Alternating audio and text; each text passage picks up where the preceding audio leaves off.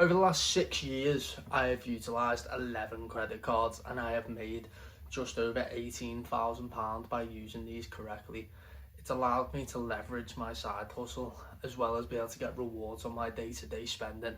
So today I thought I'd go through how credit cards work and how they can benefit you and for your financial future. But first, before I start and go through credit scores, how to utilise a credit card to not need to pay interest on something over a long period of time if it was a larger purchase, please subscribe and like. I'm trying to grow the channel as much as possible at the moment. Thank you. What is a credit card to begin with?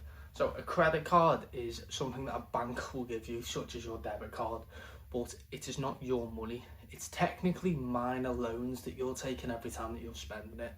It's the bank's money and you're repaying it back. The best way to do this is by having a direct debit that pays the full balance at the end of every month. This means that you won't miss it and it will automatically come out without you having to pay interest.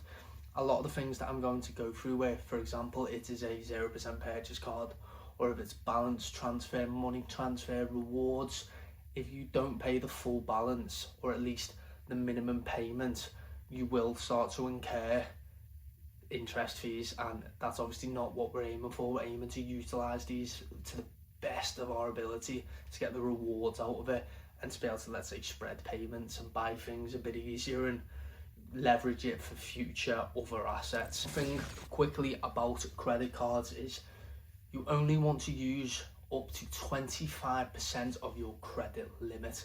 So let's say you have £10,000 in your credit limit, you never use more than 2,500. This will negatively impact your credit score. You want to have between 1 and 25%. If you keep it at 0 and you're not utilising your credit that you have, it's going to look bad as well. It just does. It's not a good thing for them. It sees that you have active credit but you're not utilising it. Even if this is you, for example, putting your Netflix bill on and you're paying it every month, it will positively increase your credit score over time, and that is how you build your credit score. It's one of many ways you can, but it's very useful, especially if you can use it for rewards, etc. at the same time. So another utilization you can use on one of these credit cards is something called a 0% balance transfer card.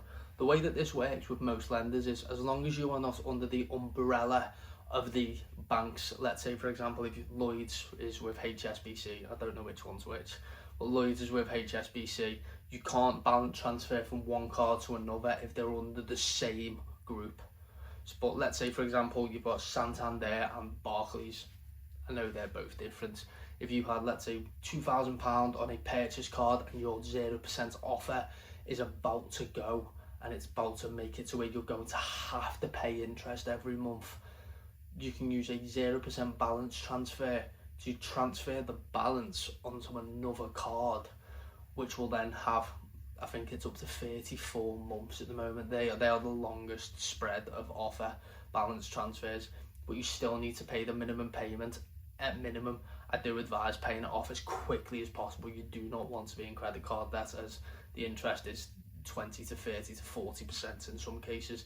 American Express, 129% on one of them, outrageous. But yeah, that's one way that you can use it. It's quite good for consolidating debt.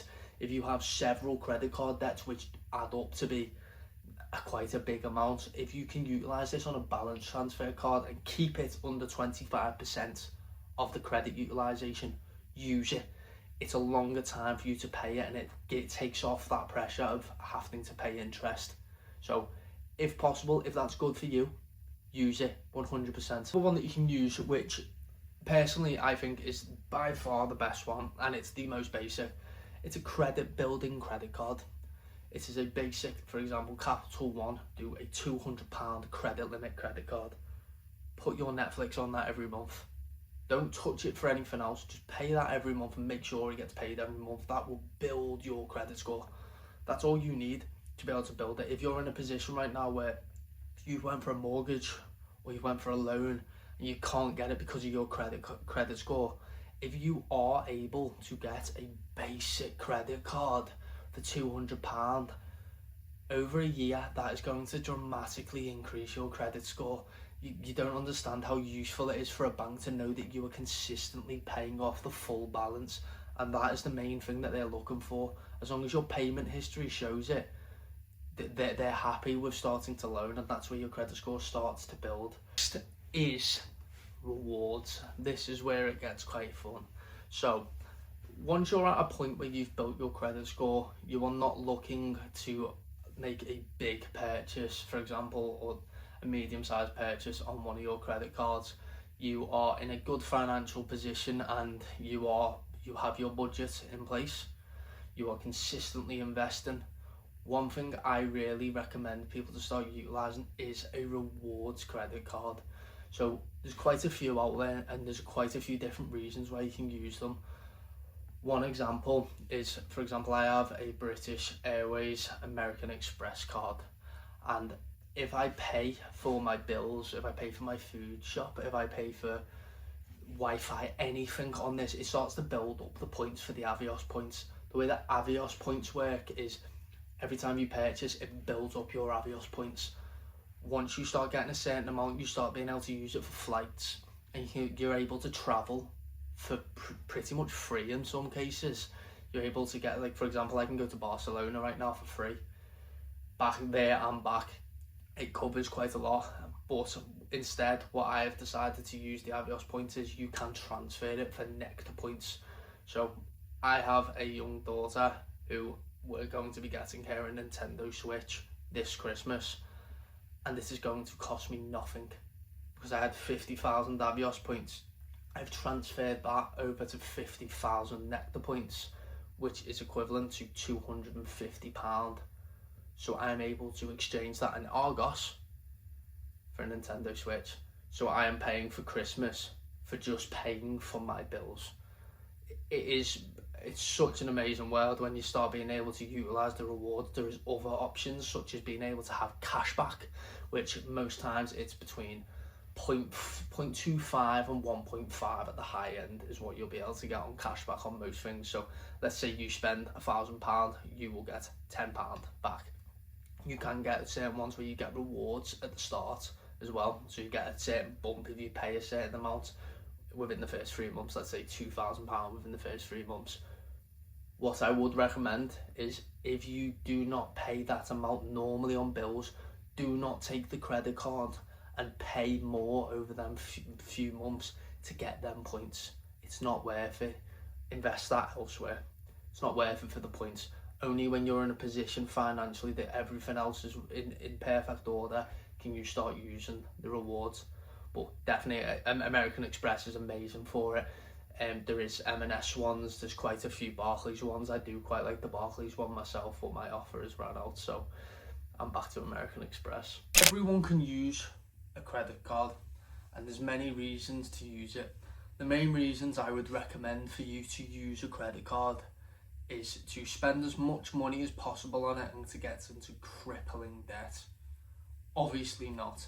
The main reasons why you should be using the credit card is for debt consolidation. For example, if you're in a little bit of debt across a few different platforms, pushed into one via a balance transfer.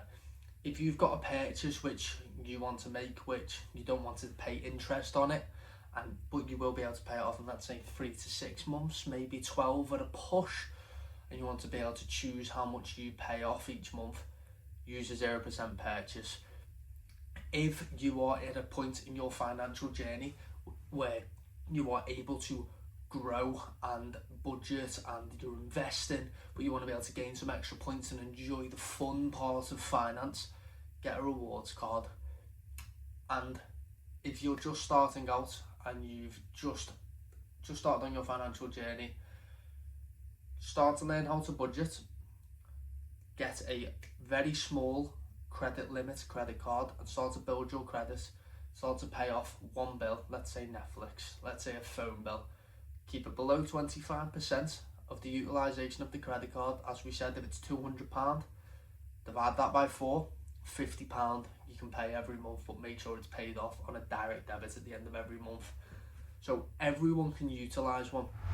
So if you're interested in anything else finance, I have put up a video of my net worth. I've got a video on how to budget. I've video on how I started a side hustle which makes up to £15,000 a year.